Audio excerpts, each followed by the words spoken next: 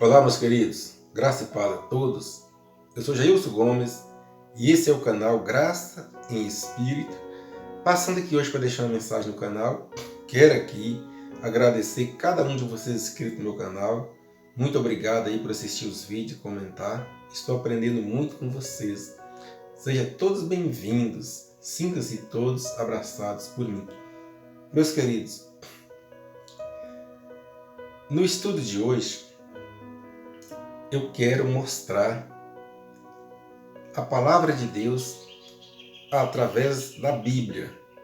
Não aquilo que eu penso, que eu acho.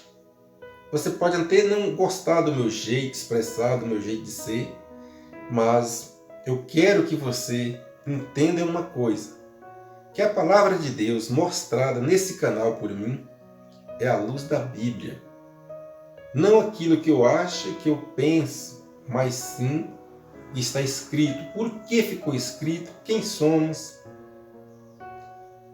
À luz da Bíblia. Por que a graça nos afasta das leis? Que muitas vezes o crente, o cristão, que está aí aprisionado na religião, é obrigado ali a fazer aquelas dogmas das leis ensinadas ali pelos seus líderes. Mas por que isso? Porque um povo controlado por lei, um povo amedrontado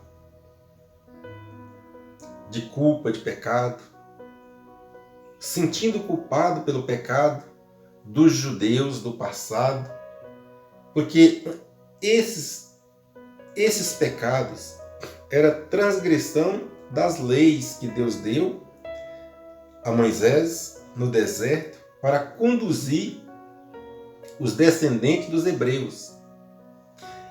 Era como se fosse um trilho e o trem. Eles não podiam desviar nem para a esquerda e nem para a direita. Eles tinham que conduzir naquele aio que era as leis. Eles tinham que viver ali, nem afastar das leis. Chega um tempo que Deus viu que alguém estava usando as leis e afligindo o povo. E Deus começa a mandar os profetas a profetizar a vinda de Jesus para Israel, para libertar eles daquelas leis, que hoje a religião faz questão de ensinar, pagar dízimos, a Páscoa judaica, que eles transformaram em ceia para o povo, e ali eles pregam, ensinam aquelas coisas que atendem à necessidade da religião e não o que está na Bíblia. Porque aquelas coisas velhas já passaram. E na passagem da mulher samaritana, Jesus começa a revelar para ela. Ele começa a falar e depois ele diz como a pessoa deve adorar a Deus. E Jesus ainda estava na sua carne ainda. Ele não tinha cumprido.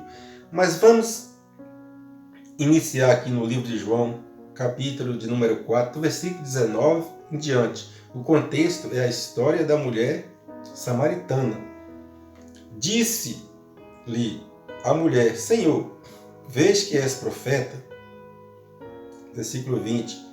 Nossos pais adoraram neste monte, e vós dizeis que em Jerusalém é o lugar onde se deve adorar. Quando ela descobre que Jesus ali não é qualquer um, ela fala isso para Jesus. Foi o que ela entendeu. Mas Jesus não disse isso a ela.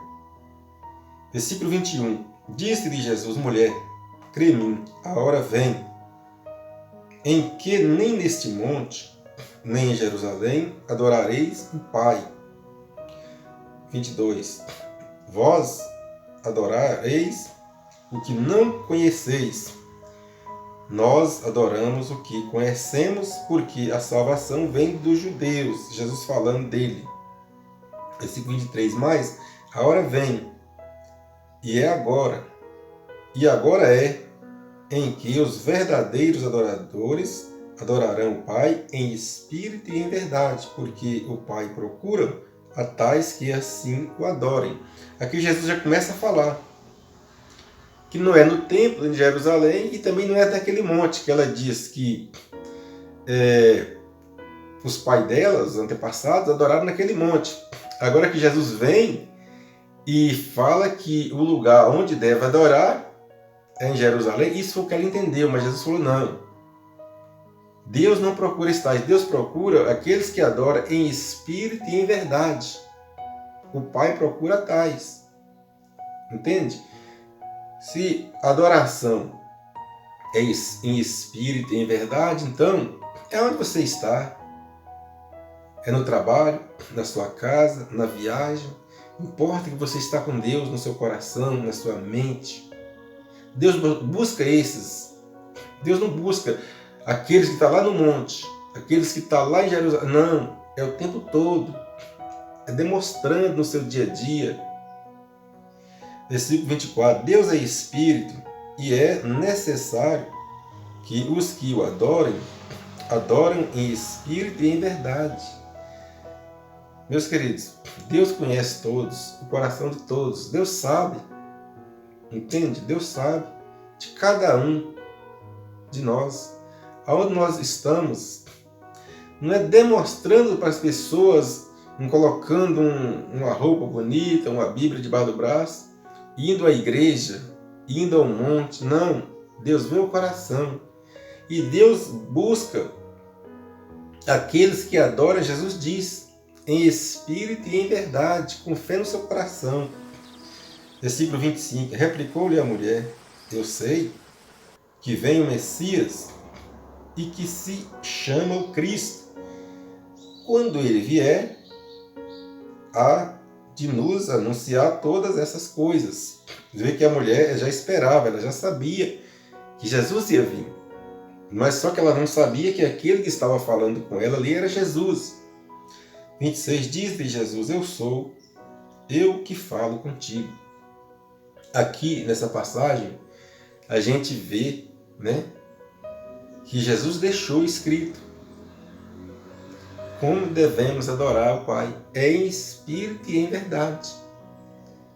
Vamos dar continuidade agora, vamos ver o apóstolo Paulo ensinando aos coríntios, aqui em 2 Coríntios capítulo 5, vamos começar aqui no versículo 15.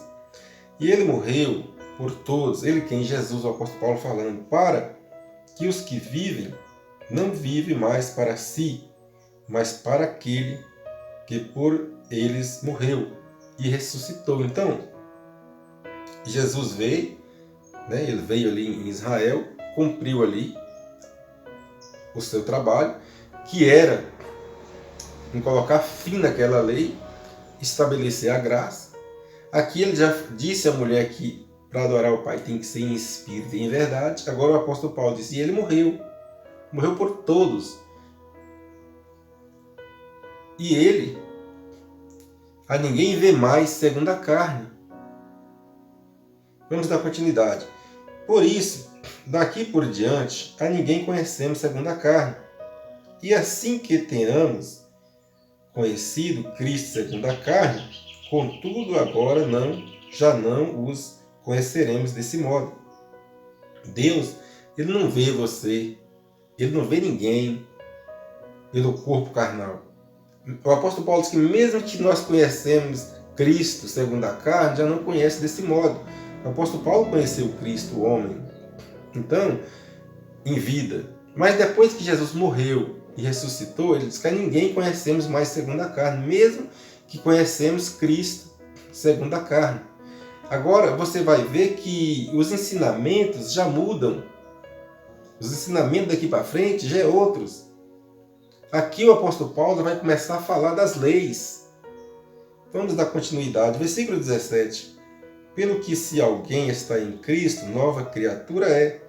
As coisas velhas já passaram e eis que tudo se fez novo. Veja bem, se alguém está em Cristo, nova criatura é. As coisas velhas já passaram. Mas o que é as coisas velhas que o apóstolo Paulo fala? As coisas velhas são aqueles rudimentos de leis, aqueles ensinamentos de lei que é ensinado nas igrejas, nos templos religiosos. Tem muitas pessoas lá, né? Pessoas boas, pessoas do bem, mas que está sendo conduzido ao erro por causa dos seus líderes. Muitos deles talvez vítimas, mas muitos não. Vítimas do sistema religioso. Porque o sistema religioso ele visa lucrar em cima das pessoas e não ensinar a verdade à luz da palavra de Deus, que é a Bíblia. Vamos ver em Gálatas, capítulo de número 2, vamos começar no versículo 15. O apóstolo Paulo diz: nós judeus, por natureza, e não pecadores dentro dos gentios. Veja o pensamento dos judeus como era. Versículo 16: sabendo, contudo, que o homem não é justificado por obra da lei, mas sim pela fé em Cristo Jesus. Temos também crido em Cristo Jesus para sermos justificados pela fé em Cristo e não por obras da lei. Pois, por obras da lei, nenhuma carne será justificada. Então, aqui, você vê que os ensinamentos já estão ensinando para não praticar mais aquelas práticas da lei. Porque a lei era apenas um aio para conduzir o povo. Quando Jesus chega em Israel, começa a falar, começa a ensinar, e ele volta e fala para a mulher samaritana que Deus procura aquelas pessoas que adoram em espírito e em verdade. Ele morre na cruz e ressuscita. E agora o evangelho já é ensinado de uma outra maneira, igual o apóstolo Paulo está ensinando. Naquela época, de lá para cá, ainda continua as mesmas práticas. Quer dizer que esses ensinamentos do apóstolo Paulo não faz parte do contexto bíblico? Esses ensinamentos da graça não pode ser revelado ao povo? Versículo 17: mas se procurando ser justificado em Cristo, fomos nós mesmos também achados pecadores, e porventura Cristo é ministro do pecado? De modo nenhum. Portanto, versículo 18: porque se torno a edificar aquilo que destruí, continuo a mim mesmo transgressores. Se pega aqueles rudimentos, aquelas leis, e começa a trazer de novo aqueles sacrifícios, aquelas mesmas práticas do passado, o apóstolo Paulo diz que se torna transgressor das leis, ou seja, pecador. Porque o pecado é a transgressão das leis. Versículo 19: pois eu pela lei morri para a lei, a fim de viver para Deus. Então, eu estava conversando um dia desse com a irmã, e ela me falou: não, tem que obedecer às leis. Eu não posso me afastar de uma igreja. Eu não posso me afastar da Santa Ceia, da ceia do Senhor. O apóstolo Paulo disse aí: pela lei eu morri. E essas coisas são da lei. Se o apóstolo Paulo diz que morreu para a lei, é no sentido de que a lei não tem mais efeito, a lei não domina mais sobre o homem. Versículo 20: já estou crucificado com Cristo, e vive não mais a lei, mas Cristo vive em mim. E a vida que agora vivo na carne, vivo na fé, no Filho de Deus, o qual me amou e se entregou a si mesmo por mim. Veja bem, a lei aqui já era, a lei já tinha sido cumprida. Se Jesus fez maldição e se entregou naquela cruz, e o apóstolo Paulo diz que agora a lei não tem mais domínio em mim, porque eu já morri para a lei. Versículo 21: não faço nula a graça de Deus, porque se a justiça vem mediante a lei, logo Cristo morreu em vão. Então, meus queridos, se vocês, aqueles que praticam as obras da lei, de nada serviu Jesus vir, morrer numa cruz ressuscitar, fazer maldição, ser pregado, furado, massacrado naquela cruz. Se fez pecador, né? Se fez maldição para tirar a maldição da lei de Moisés, do meio do povo. Então, se voltamos a fazer essas práticas, estamos anulando o sacrifício de Jesus. De nada serviu Jesus morrer naquela cruz pelo povo. Romanos, capítulo 8, no versículo 1, está escrito: portanto, agora nenhuma condenação há para os que estão em Cristo Jesus. Ora, se os ensinamentos do apóstolo Paulo diz que não há nenhuma condenação para os que estão em Cristo Jesus, então por que você se sente pecador? Se o próprio Jesus tirou o pecado. Versículo 2: porque a lei do Espírito da vida em Cristo Jesus te livrou da lei do pecado e da morte. Te livrou. Não vai livrar, já te livrou. A palavra é bem clara. Porque a lei do Espírito da vida em Cristo Jesus te livrou da lei do pecado e da morte. Veja aí. Se você está livre daquele pecado, da culpa do pecado, foi livrado pelo próprio Jesus, agora por que devemos obedecer essas leis de Moisés? Aqui, o tempo todo, a Bíblia está falando que Jesus veio para cumprir as leis. Desculpa aí, meus queridos. Jesus veio para cumprir as leis, e isso ele cumpriu. Se voltar a fazer esses mesmos sacrifícios, obedecer essas mesmas leis, para que serviu, né, Jesus vir e ter morrido naquela cruz?